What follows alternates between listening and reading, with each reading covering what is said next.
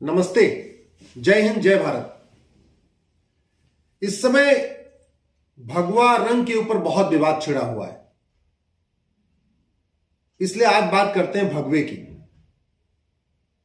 भारत में जो आजादी का मूवमेंट शुरू हुआ था और जो स्वतंत्रता संग्राम सेनानी जो सड़कों पे उतरते थे, तो उनके सर पे जो साफा होता था वो भगवा होता था। और क्यों भगवा होता था? क्योंकि भगवा रंग त्याग और बलिदान का सूचक है। हमारे सन्यासी आज से नहीं, करोड़ों वर्षों से, लाखों वर्षों से जो वस्त्र पहनते हैं वो भगवा पहनते हैं। क्यों पहनते हैं? क्योंकि वो सब कुछ अपना त्याग चुके होते हैं, अपना बलिदान कर चुके होते हैं, घर परिवार त्याग चुके होते हैं, जमीन अपनी त्याग चुके होते हैं, माता पिता को त्याग चुके होते हैं। इसलिए वो भगवा रंग का वस्त्र पहनते हैं। जो भारत का पहला झंडा डिजाइन हुआ था वो भी भगवे रंग के था, भगवा रंग था उसका, और उसमें बीच में वंदे मातरम लिखा हुआ था। जो पहला झंडा डिजाइन हुआ वो तिरंगा नहीं था, 3 रंग का नहीं था, बल्कि सैफरॉन कलर का था, भगवा रंग का था, और उसमें बीच में वंदे मातरम लिखा हुआ था। लेकिन दुर्भाग्यवश आज की डेट में भगवा एक मजाक हो गया है। अरे भगवा अगर वस्त्र नहीं होता, भगवा विचार नहीं होता, त्याग की भावना नहीं होती, तो आज भी अंग्रेजों के गुलाम बन के बैठे होते। चाहे वो लाला लाजपत राय थे, चाहे बाल गंगाधर तिलक थे, या असंख्य, चाहे भगत सिंह थे, सब लोग जब मैदान में आते थे वंदे मातरम भारत माता की जय बोलते हुए, तो सबके सर पे या तो भगवा रंग का साफा होता था या भगवा रंग का गमछा होता था।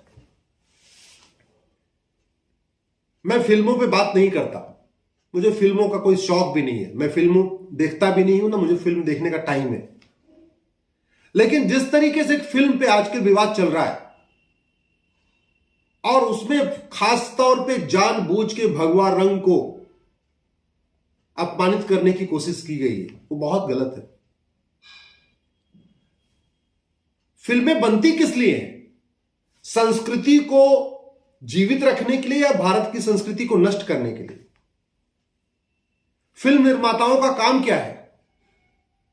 कि भारत की संस्कृति का प्रचार प्रसार हो, भारतीय परंपरा का प्रचार प्रसार हो, हमारी नई पीढ़ी हमारी पुरानी संस्कृतियों को देखे, हमारी परंपरा को देखे, हमारे ज्ञान विज्ञान को समझे, हमारे भाषा विज्ञान को समझे।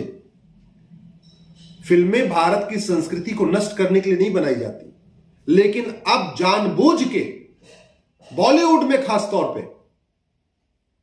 भारत की संस्कृति को बर्बाद करने, भारत की भाषा को बर्बाद करने, भारत की वर्ण व्यवस्था को बर्बाद करने, भारत के रीति रिवाजों को बर्बाद करने, अगली पीढ़ी को पूरी तरीके से मानसिक रूप से भ्रष्ट बनाने के लिए बनाई जा रही है। फिर भी अगर आपको फ्रीडम ऑफ एक्सप्रेशन है तो आप फिल्म बनाइए, लेकिन आपको अगर फूहड़ फिल्म बनाने का अधिकार है तो दर्शकों को फूहड़ फिल्म का बाइकआउट करने का अधिकार है। आपको नंग धड़ंग दिखाने का अधिकार है तो भारतीयों को नंग धड़ंग फिल्मों का बाइकआउट करने का भी अधिकार है। आपके पास पैसा है तो आप मतलब कुछ भी बनाएंगे। आप भारत की संस्कृति को प्रमोट करने के लिए एक फिल्म नहीं बनाते, भारत की परंपरा को प्रमोट करने के लिए एक फिल्म नहीं बनाते, भारतीय ज्ञान विज्ञान को प्रमोट करने के लिए एक फिल्म नहीं बनाते, भारतीय रीति रिवाज को प्रमोट करने के लिए एक फिल्म नहीं बनाते। आप बनाते क्या है?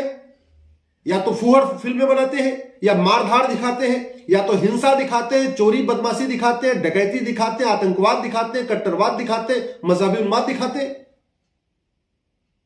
या तो आप भारत की जो वर्ण व्यवस्था उसको बर्बाद करने के लिए फिल्म बनाते हैं।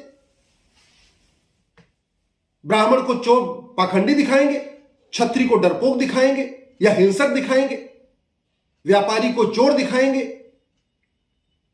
दलित समाज को पीड़ित दिखाएंगे। कभी ऐसा नहीं था। मुगलों के पहले तो भारत में न ब्राह्मण क्षत्रिय वैश्य शूद्र आराम से एक साथ चारों वर्ण के लोग एक आराम से रहते थे। जो कुरीतियां आई हैं वो सब मुगलों के बाद आई हैं। न भारत में बाल विवाह था मुगलों के पहले, न रात्रि विवाह था, न भारत में घूंघट प्रथा थी, न भारत में छुआछूत था। चारों वर्ण के लोग आराम से रहते थे और जो जैसा कार्य करता था वो उस वर्ण का कहलाता था। ये आपने ऐसी कभी फिल्म तो बनाई नहीं बताने के लिए। आपको केवल ले दे कि ये है, ब्राह्मण को पाखंडी दिखा दीजिए, क्षत्रिय को शोषक दिखा दीजिए कि वो तो अरे भाई सबको शोषण करता रहता है, व्यापारी को आप वैश्य समाज को चोर दिखा दीजिए, और बांटने के लिए जो हमारे दलित समाज है उसको दिखा दीजिए तो हमेशा पीड़ित होता है, इसका शोषण होता है। 1000 साल के पहले एक भी आप एग्जाम्पल बताइए जब कभी भी वास्तव में इस तरीके की कुरीतियां रही हो। पहले तो चारों वर्णों में आपस में विवाह होता था, ब्राह्मण क्षत्रिय वैश्य शूद्र सबके आपस में विवाह भी होता था, तो छुआछूत होती तो विवाह कैसे होता? चारों वर्ण के लोग राजा बनते थे। कितने सारे ऐसे थे जो दलित समाज के लोग थे राजा बने, कितने सारे ऐसे लोग थे जो व्यापारी समाज के लोग थे ब्राह्मण कहलाए, कितने ऐसे थे जो ब्राह्मण वर्ण के थे बाद में वो शूद्र कहलाए। वाल्मीकि जी को भगवान मानते, कर्ण राजा बना।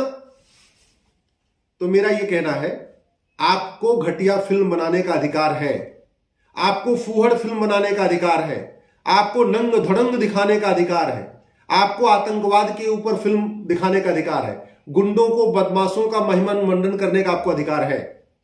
लेकिन जनता को फूहड़ फिल्मों का, घटिया फिल्मों का, आतंकवादियों के महिमा मंडन का बायकॉट करने का अधिकार है। इसलिए आप किसी के ऊपर तंज मत कसिए, आप घटिया फिल्में बनाइए, जनता घटिया फिल्मों को बायकॉट करेगी।